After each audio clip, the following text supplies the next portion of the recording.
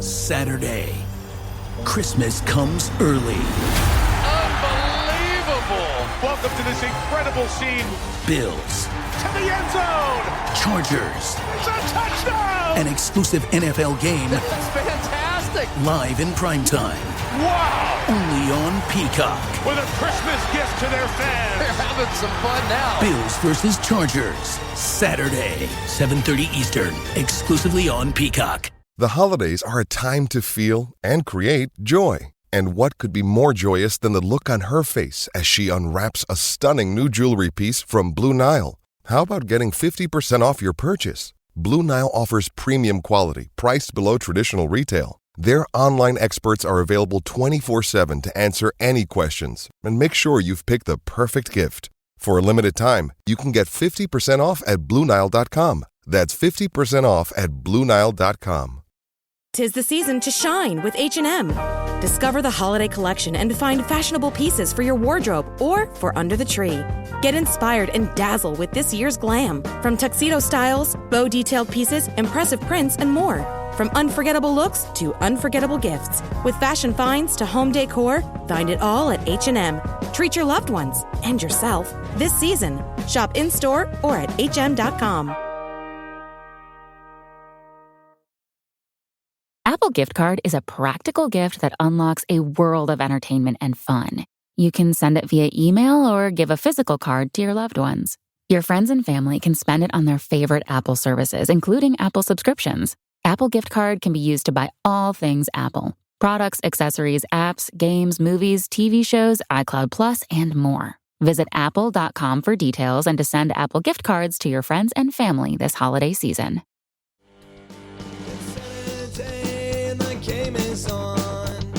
I feel like in editing we might be taking out all the weird talk about who's writing the recap. No, I will probably leave that. I think people like that kind of stuff. All right, they can see a little behind the curtain. Hear the sausage being made. We need the... Oh my god.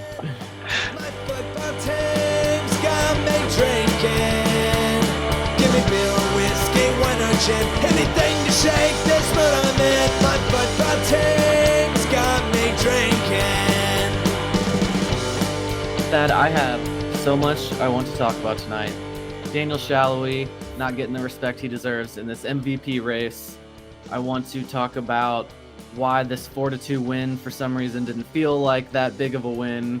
And then Alan Polito still working his way back apparently, and Kyrie Sheldon. I want to talk about our striker situation there. But Ben is here. Guys, Ben is here. Ben's here. Yeah.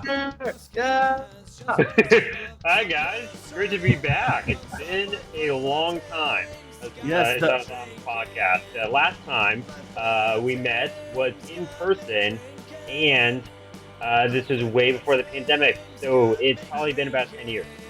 It feels like it. It feels like 15 years ago, exactly.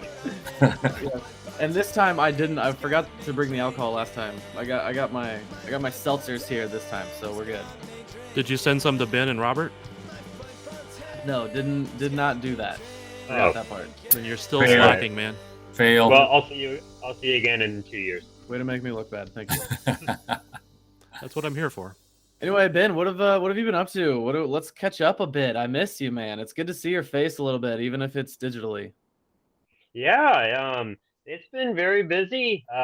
So for those of you who don't know, I am based in Chicago. I have been for the past 8 years. Oh my gosh, it has been 8 years now. Oh my gosh, that just blew my mind. Yeah. And so I still follow Sporting Kansas City as closely as I can from up here. And the good news about living up here is that I never am blacked out of games, except for, of course, yesterday's game right before I come on the podcast. I don't know what that was. I definitely want to talk about why that game was weird there for a second. But yeah, Ben, it is very good to have you back. And that does absolutely blow my mind that it has been that long.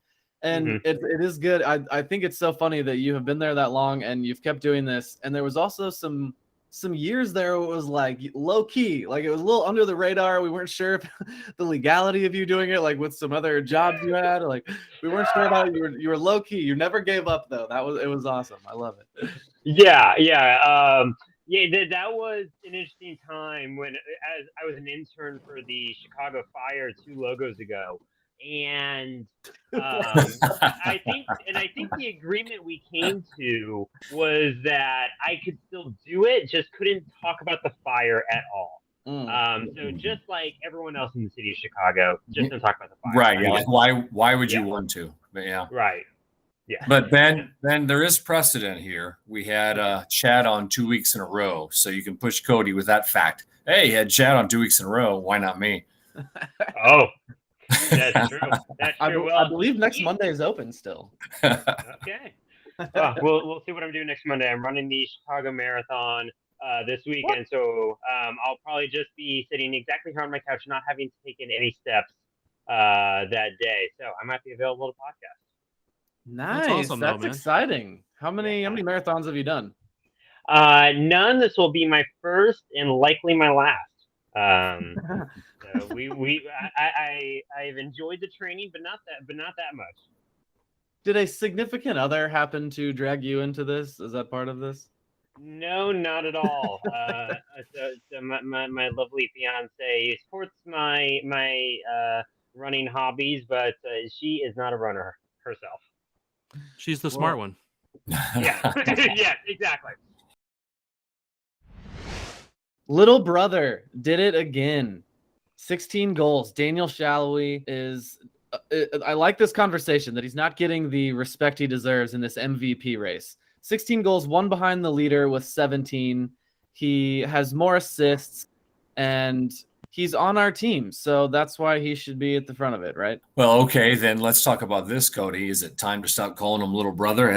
You already said he earned his man muscles, so we need to drop that too.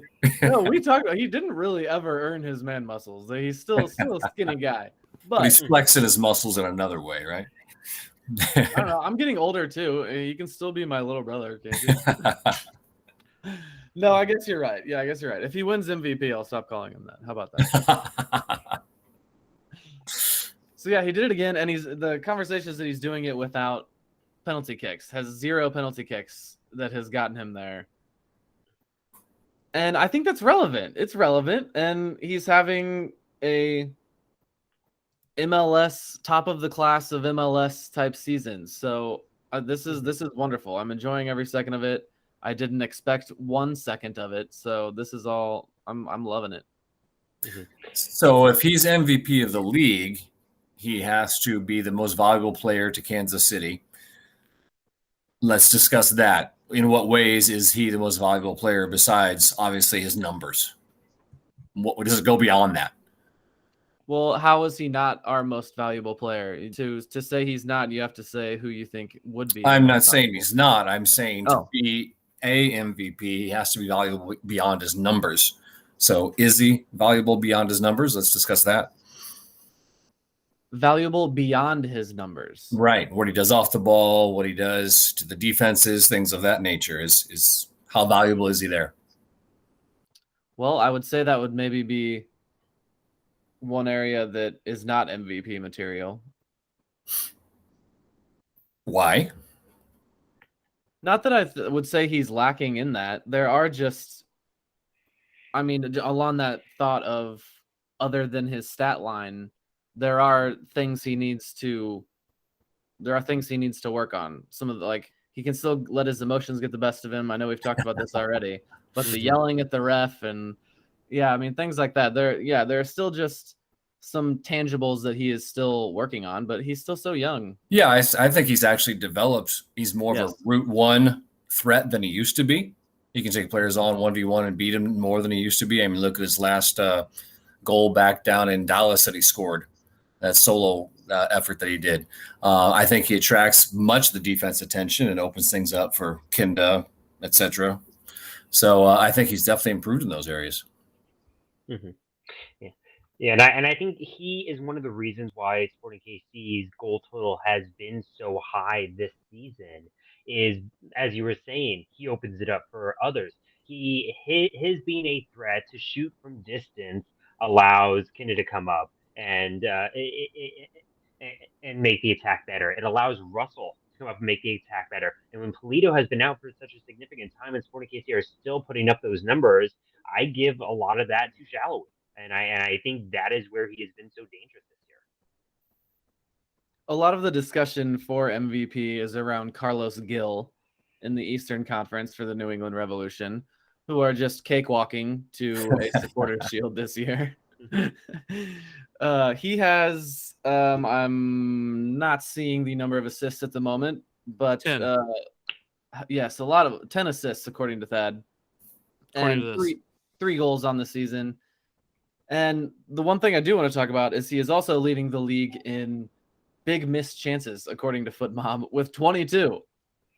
And I can't give my MVP to someone who leads the league in missing chances. That's interesting. I know some of the people that are making the case for him is that his chances created is way higher. And when people say, well, but they weren't finished, the answer is like, well, he can't make all the chances, you know? I mean, it's not like it's the other people's fault they don't make it, right? They don't score, but he's creating the chances for them.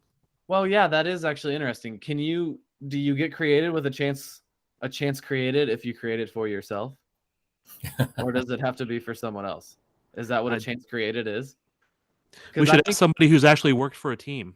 I think dribbling around, beating a defender one-on-one to go one-on-one with the goalie, you created a chance for yourself, right?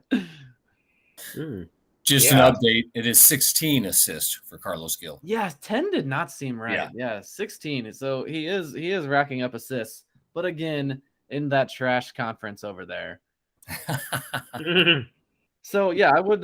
Daniel deserves this, at least to the discussion. It's one of the most ridiculous and fun things to do about sports, especially on podcasts, is talking about random things like who deserves MVP and credit and stuff like that. Sorry, Robert. I just had to defend myself for a second. The reason 10 assists was the number I gave was those are primary assists. This site doesn't cover the hockey assists, only primary direct assists. The classic MLS hockey assist. So that's why it was 10. Yeah. Therefore, he does not deserve MVP, shall we? So if Sporting wins the West, that helps Salloi's case, correct? If you're the MVP of the MVP team, then I think you got to get it, right? Mm-hmm. Yeah. I think that's why Gil gets so much of the support, though, because New England's season is just unbelievable. And who do you got to point to in that team? It's him. It's as crappy as that is, but I think the discussion. I'm nervous about all this discussion because we're just so sure that they're not that good, but then they could just run a train in the playoffs and just beat us very badly. So I'm just hoping that doesn't happen. The likelihood of that even of that happening is very little, of both teams making it there. So I'm going to continue talking shit. Yeah. Yeah, we saw that last year in the playoffs. A lot of top teams got knocked out. Yeah, MLS is going to MLS in the playoffs, so that's what I mean. Yeah, and as much as I have seen the league, I've enjoyed seeing the league grow over the past few years. In the past decade, I do miss playing every team every year. And I think as the league continues to grow, we may just do intra-conference until the playoffs or Open Cup and just not deal with Eastern Conference at all. Well, I could deal with not playing Seattle and Portland 3 times a year. That would be wonderful. Yeah. So one of the things they point to for Gil is key passes. He has like 96. So he's like 26 above Reynoso, the next closest. But what's funny is I don't ever remember seeing key passes as one of the top stats they would put on their little stat page until recently when they're all promoting Gil. It's a conspiracy. It is, man. They all want it's all about Bruce Arena, man. They want Bruce Arena to look good, so they promote his player. They're gonna make New England sound great. That's like such a buzzword name in American soccer. That's like, oh man, that's like saying George Soros. So it's like all the conspiracy theories go back. They all go back to Bruce Arena, man. Well, I saw Bruce Arena and George Soros have dinner one night. It's gotta mean something. All right, so let's talk about the way they finished this game. I guess that's maybe not the good way to put it, because we scored the last goal on a brilliant, most classic Johnny Russell goal that has ever been scored. But why did this game not feel as good as it should?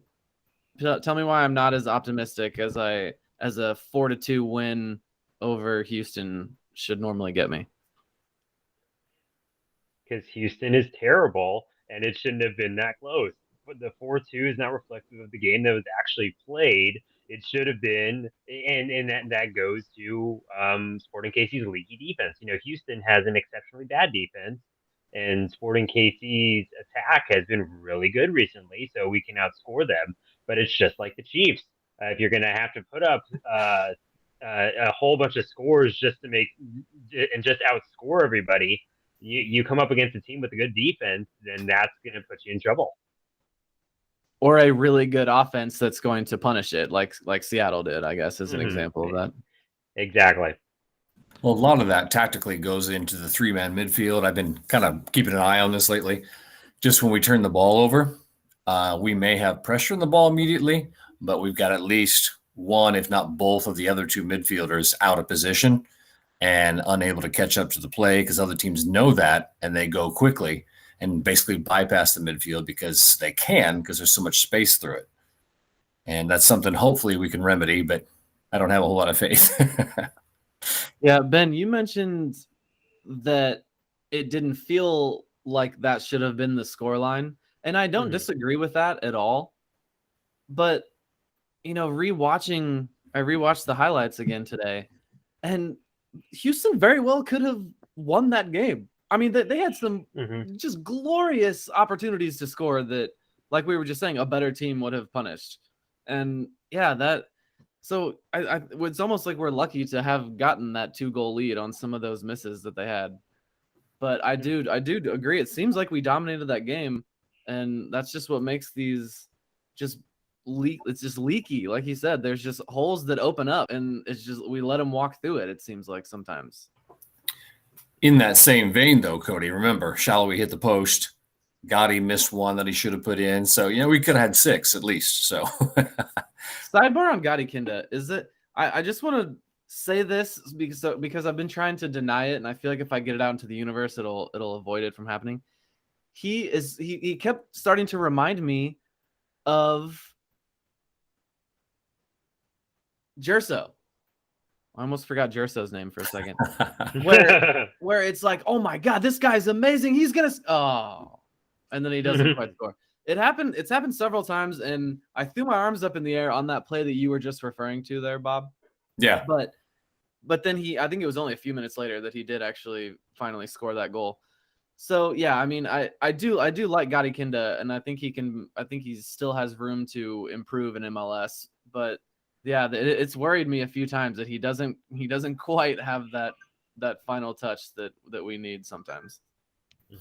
Well, in the post-game presser I asked for me is about Gotti, and he said he's been talking to Gotti recently that it's production is what we need. You do good stuff on the ball, off the ball, but we need production.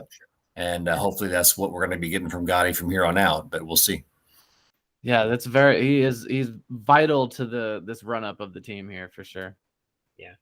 And I think that going back, that's what makes Salloi having a great finishing year so important. It's what makes Russell's recent run of form and being able to be a good finisher so important, so that even if Kinda isn't finishing like he should, that even if he's just making the run up and making chances, there are others on the team who can make that finish, and it's going to be even better when Felipe gets back to health. So to bring it back to the defense here, is Ilie Sanchez now the preferred center back over Issy? Is that where we're at? Issy's back and healthy, correct?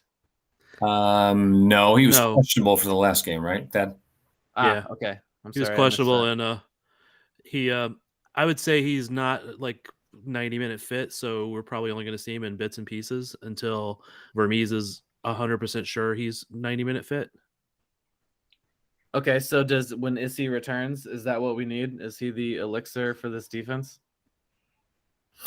Well, he doesn't play midfield, first of all, but he can help with some of those gaps in the midfield because of his abilities, I think, too. But I would like him back there. Yeah. The speed is what I'm looking for on the back line. That's where the team is lacking at the moment. With as much as I love Ilie and as much as I've grown to love Fonte this year, it's we need some speed back there desperately. And it's not like he's not a good passer. His passing rating is pretty high. He's good on the ball too. So, and a target to go to on corner kicks as well. Agreed. Whatever. Why do I even try? We're never going to score on corner kicks. I need to just accept it. This Sporting Kansas City team is not allowed to score on corner kicks. It doesn't matter who we get. It's not going to work. Wasn't it last year that Sporting was leading the league in scoring from corner kicks and set pieces? And we all thought that, oh no, they're terrible at it. But it was actually, there was a lot of corners in there too, because it was the second ball off of corners. It wasn't the first cross in and boom. It was the save and then the put it back in kind of thing. Well, yeah, it's there. You said there's some of those because that is the only way that they'll score on a corner kick. They will never get that first ball. It will only come via the second kick. Yeah, I noticed in this past game against Houston, they were trying some different things on corners. So at least they're looking into it, it seems. Yeah, they're trying to be tricky, but yeah. Yeah. Does Kyrie Shelton want to score a goal? Discuss amongst yourselves. Of course he wants to. Oh, okay. Yes. Moving on. He'll whip out a hell of a dummy to Gadi Kinda. He'll pass up a nice shot for a beautiful pass in the sake of a team goal, but I'm not sure he wants to score. I think it was interesting too this last game when Polito came in. It was right after somebody scored. I guess Gotti, after Gotti scored, and the ref told him to leave the field by the side where they were celebrating, and he looked like, what the hell? Like, I'm subbing out. I mean, he had that look like, what's going on? So maybe I'm just reading into it, but he looked very shocked, like, what? Well, I think Kyrie's effectiveness in some ways is, how should I put this, through his own lack of desire, maybe, Cody, I'll go with you, to score a goal, because he often takes himself out of the play, which sometimes means the defense does follow him and leave space for others. True. But sometimes I just think he's not exactly sure what to do. I'll just leave it to the other guys and just vacates the space, which is good, and lets them do their thing. Oh my gosh. If you could take the one aspect of finishing out of being a striker, Kyrie Shelton is the best striker of all time. Well, no, but okay. No, not gonna go there either. He cannot be bodied off the ball. I love, he does so many things so good, and he's provided some of the classiest assists and with created scoring opportunities that this team has done in the last few years. But I mean, where is Alan Polito? Get our golden boy back on the field. I'm gonna make a prediction now. Next year, Kyrie is going to get a lucky goal in the first game and then go on a 12 to 16 goal streak for the rest of the year. It'll make when we sell Salloi for $1 million, all the much better. Wow. All right then. Wow, you sound like all the guys in my crypto world of just dreaming of a time that is probably never going to come. Hey, if I'd have predicted last year at this time that Salloi was going to score 16 goals, you all would have said no way. Yeah, but you wouldn't have done that. We know. Have done that. Yeah, we knew Salloi had the potential even back then. I just want to take this moment to remind everyone, I'm the one that asked for a bounce off of him and go into the net goal in the very first game to launch a season like this, and that is exactly what happened. It did not bounce off of him. He put it in. He knew about 50% of what was going on there. He put his foot on the ball and directed it into the goal. It did not bounce off his ass. It did not bounce off his head or any body part in between. Mm-hmm. He put his foot on it. It was a quick bang, bang play. I will agree, but he directed it in goal. So, Cody, are you requesting if Salloi wins MVP, at least a mention in his acceptance speech? Is that what you're? Indeed. Okay. It's the least he can do. So, speaking of someone who can score, Alan Polito, tell me why is this taking so long? Does he have a nagging knee injury for the last 2 years now? Is that what's going on? Do I need to worry about him? Does he have injury concerns? Is that just part of our top striker? Yes. Forever and from now on, he's just always going to have injury concerns? Yes. Mm-hmm. Well, I was kind of hoping one of you make me feel better. Well, and I think because of that, and I think what Peter's doing, he mentioned it, that asked a question about it. He said, yeah, we're moving him along. He's 15 minutes fit last game, 30 minutes fit now. I think what Vitor Rees is doing is making sure he's going to be available for the playoffs. Mm-hmm. Yeah. At least somewhat. Yeah. Now, how did he play, though, in this last game? How do you feel he played? That's the question. Well, see, that's the thing about him and Shelton, the difference. Polito gets there, involves himself in that space, makes himself available all the time. He's good at that. But you could argue that Shelton being in there, leaving that space open for Kinda and Salloi and Russell Moore, may be a benefit that Polito doesn't bring. Bob, I think you combined Peter Vermees into one word earlier and called him Vitermees. That's the whole Voltaire thing that I'm, It's probably a German word for Peter. Yeah. Thad, how did Hungarian? What did you think of Polito's play? It seemed like you had a direction to go in with that question. I just want to see what everybody else thought, but I thought that other than 2 to 3 plays, he was poor. I thought I thought he made one really good run to set himself up for a spot, but then didn't get a shot off. And I thought he made 1 or 2 good passes. Yeah, I don't disagree at all. I didn't even know if that was worthy to discuss it, just because he's working his way back. He's not in the rhythm of the game. Like I don't expect him to. I wasn't even expecting him to come in and score a goal. You know what I mean? I wish we could at this point, but it's like, I don't know. He hasn't been playing. He's working his way back. So, and you have a valid point. I guess we should just be happy that he's getting time on the field, I guess, is what I'm saying. I'm just hoping to see the form come back with the time. Mm-hmm. Ben, your thoughts? Yeah. I agree with that. I think he looked rusty. He looked like he wasn't match fit, and I think the big hope for me is 2 weeks off coming up.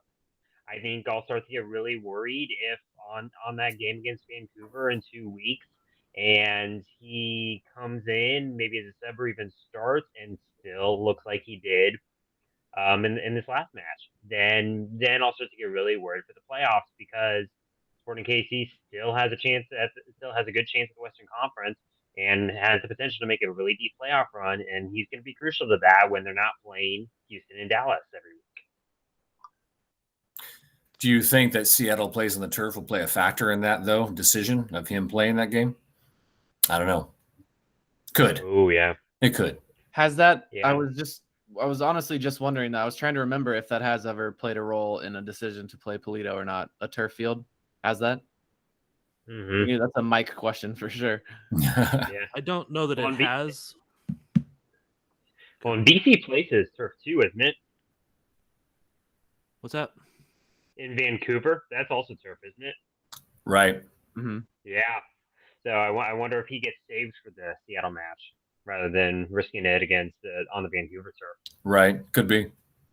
It could just be another he just doesn't start and gets 30 minutes at the end depending on how the game's going. Mm-hmm. Because that's the quandary, is how do you manage getting him game fit and in form, in rhythm, and in sync, which was really to the point of my question, was he definitely isn't in sync at this point. But it's just, how do you manage it and how do you get that going when you have all those challenges of how to manage that? And you have somebody always asking, why are you not subbing often enough? And I think Vermees, being Vermees, and there's logic behind it, has the luxury of, hey, things are going well offensively. We don't need Alan Polino necessarily right now because we are scoring goals. Man, we don't need our $10 million man. Not right now. Not the way things are going. That's just a possible way he's thinking. Yeah, it's kind of like back in 2013 when Dom Dwyer had that great season, and we don't need Baylor anymore. He can come on off the bench in a playoff game. we got Dom. It's all right. That's exactly right. I was just about to say, Vermees is a guy that is just a very, if it ain't broke, don't fix it. And he's going to go with the player that's working at the time. So, yeah, he's not starting it based on salary paid. Any other thoughts on this before we move on to postgame? What are we missing from the Houston game that we haven't talked about?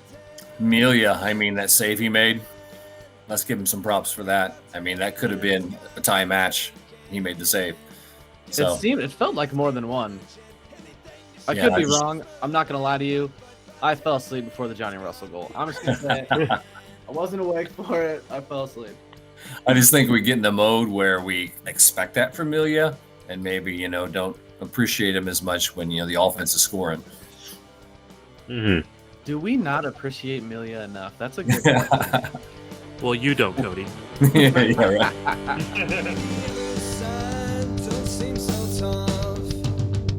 And 3 own goals ain't all that rough. Our skipper has just been sent off. Supporters strong have all gone soft. My football team's got me drinking. My football team's got me drinking. My football team's got me drinking. Give me beer or whiskey, wine or gin, anything to shake this mood I'm in. My football team's got me drinking. My football team's got me drinking.